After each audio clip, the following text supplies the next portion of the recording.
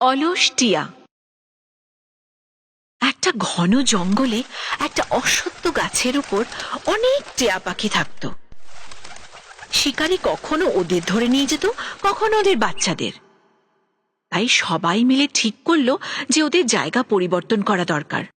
অনেকটা দূরে একটা তাল গাছ খুঁজে বার করলো। তাল গাছ লম্বা বলে শিকারীরা ওখানে অব্দি উঠতে পারত না। পাখিদের সর্বেসর্বা সবাইকে নিজেদের বাসা তৈরি করতে বললেন।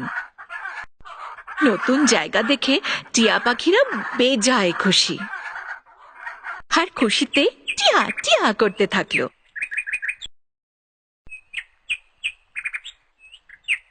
কিন্তু তাদের সর্বেসর্বা সতর্ক ছিলেন আর নতুন জায়গার নিরীক্ষণ করতে লাগলেন। উনি দেখলেন যে ওই গাছের গায়ে একটা ছোট্ট লতা আছে। তখন তিনি সব টিয়াদের নিচে ডাকলেন, তাড়াতাড়ি নিচে এসো, এই গাছের গায়ে যে লতা আছে তাকে এখনই বার করতে হবে। সব টিয়া পাখিরা নিজেদের বাসায় বিশ্রাম করছিল। ওরা ওখান থেকেই নিচের ওই লতাটাকে দেখতে আরম্ভ করলো আর বলল, মোড়ল মশাই, আপনি অযথা চিন্তা করছেন। এই ছোট্ট লতা আমাদের কি কষ্ট দিতে পারে? ওদের সর্বসর্বা ওই লতাটাকে উপড়ে ফেলার কারণ বোঝাতে লাগলো। আজ এই লতা খুব কচি, ওকে বের করা খুব সহজ, কিন্তু সব সময় ও এরকম থাকবে না। একদিন ও দড়ির মতো শক্ত হয়ে যাবে। একে এখনই বের করে ফেলতে হবে, নইলে পরে এই ধরে শিকারীরা উপরে উঠে আসবে। আমাদের বাসায় পৌঁছলে অনর্থ হয়ে যাবে। সব টিয়া পাখিরা নিজের নিজের বাসায় বসে আনন্দে দিন কাটাতে লাগলো। তারা কোনো রকম বিঘ্নতা চাইছিল না, আর মোড়লের কথায় কানই দিল না। রোজই বলতো কাল করব বলে পিছিয়ে দিতে আরম্ভ করলো।